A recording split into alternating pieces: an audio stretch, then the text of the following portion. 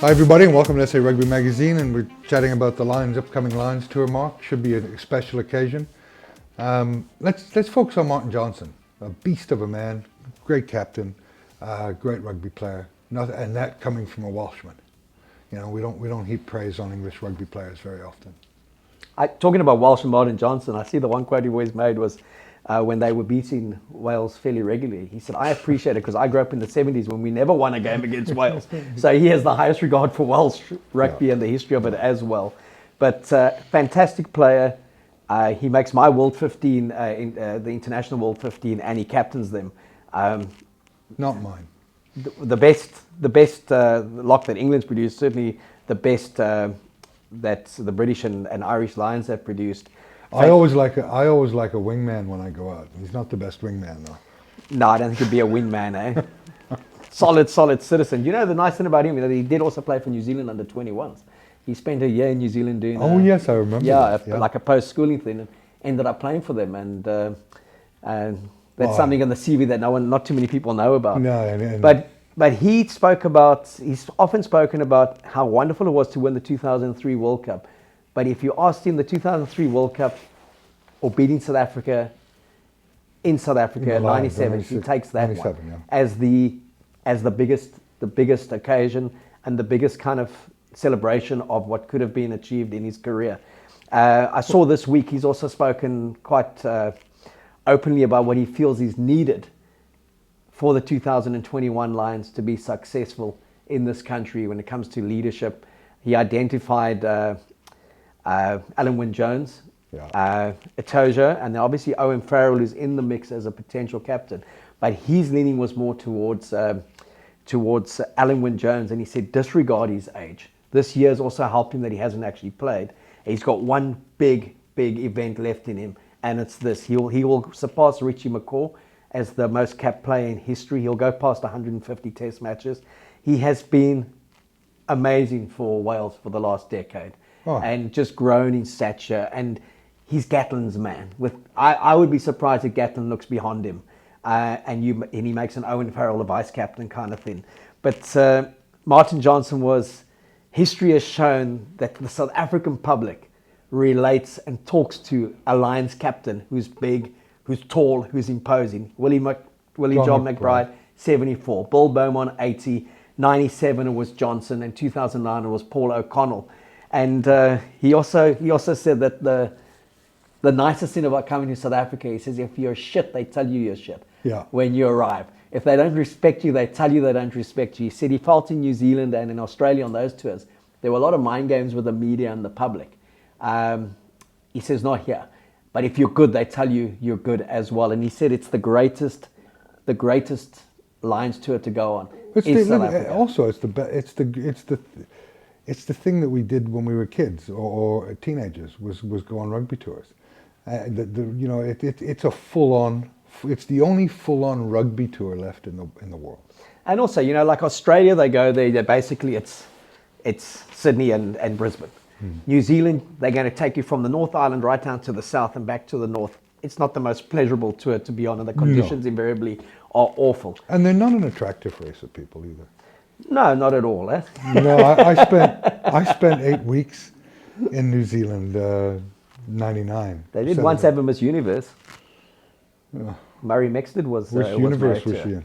And she won the Miss Universe. Did she? All Black number 8, Murray Mexted was married to her. Well, as Bruno would say, there's always one. There's always one, eh? Yeah. But here, it's the sunny skies, the Chevrolets, the Braaivleis, and Cape Town that they love coming to in the Kruger Park. But with the talk that the tour may, depending on the World Rugby schedule, just be adjusted by a month or to 6 weeks, it would then, instead of starting in July, would start in August or September. It would really suit the tourists because they would come into a South African spring/summer and have, Cape Town Stadium in September, you'll be there. It'll be 20 plus degrees. You'll be there in your shorts and without a top on. And so it makes it an amazing occasion to attend. People from Newcastle will come in thongs. Exactly. And then you've got Wales and England, the two teams that South Africa beat in the World Cup semi-final and final, which are going to be the core of that side. Still some very good Irish players. It's going to be a bloody strong Lions side. Completely. And the only thing that Warren Gatland says he hasn't achieved with the Lions is winning in South Africa. Yeah. And he'll be the first guy to ever basically do 3 in a row Yeah. and have success. Even though it was a drawn series against New Zealand, they didn't lose it. And he was here in 2009 as one of the assistants. And he says it's still kind of something that rankles because he feels they could have won that series and they didn't. But yeah, it's going to be monstrous. And you just see more and more of these Lions players talking about being in the Republic and playing the Springboks and the culture of rugby here and just how good that Springbok side was at the 2019 World Cup. And I think for South Africans, we don't always appreciate just how big it is to come to this country to play the Springboks because of the several indifferent years we've had between those cycles where we peak, that we haven't had that consistency.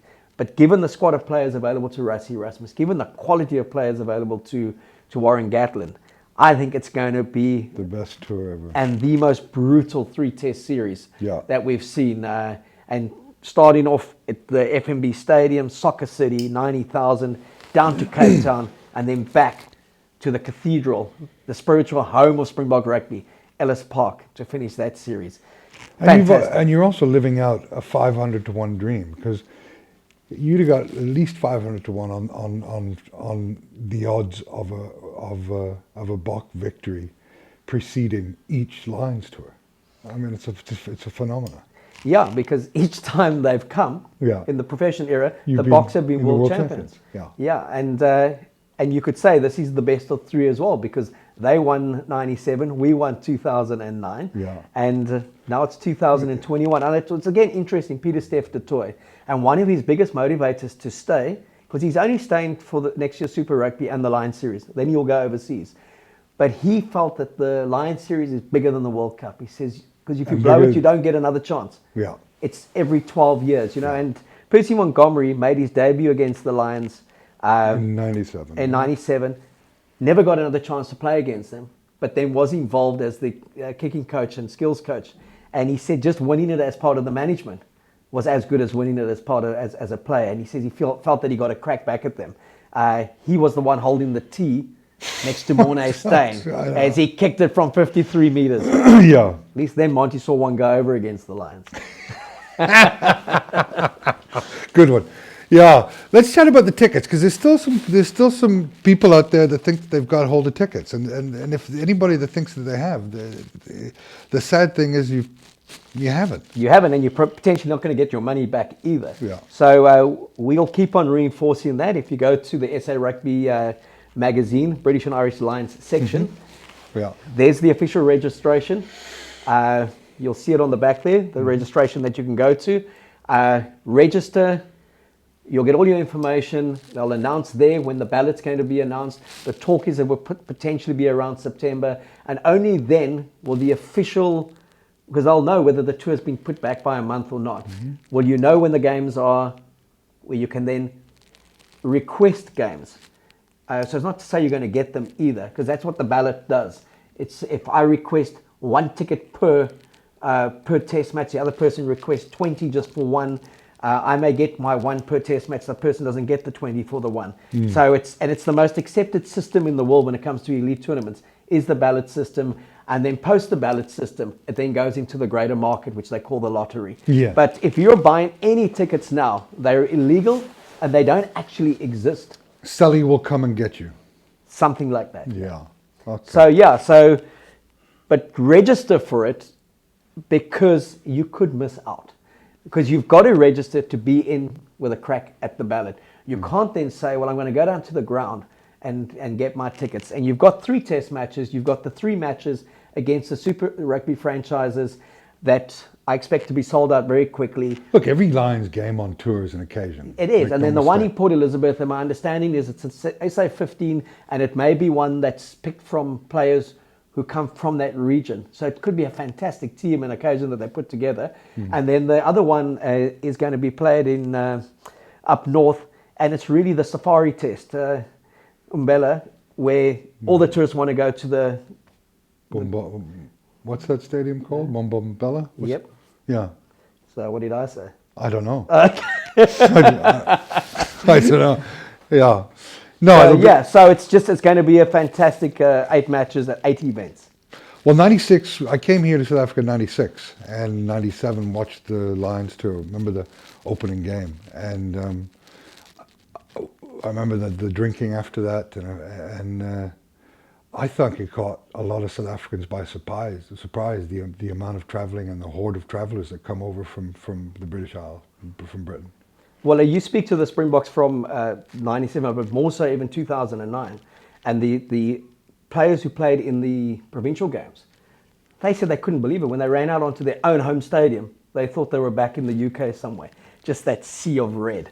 So I don't think it's going to be that weighted in favour of red jerseys as opposed to green jerseys, because of the way the ticketing system has been kind of structured, that there's... Well, no one will have any money to buy tickets because of the cigarette ban. Maybe You're going to have to decide a ticket or a cigarette at this stage. Yeah. Because I'm sure you can get a really good ticket instead of getting a carton of cigarettes at the moment.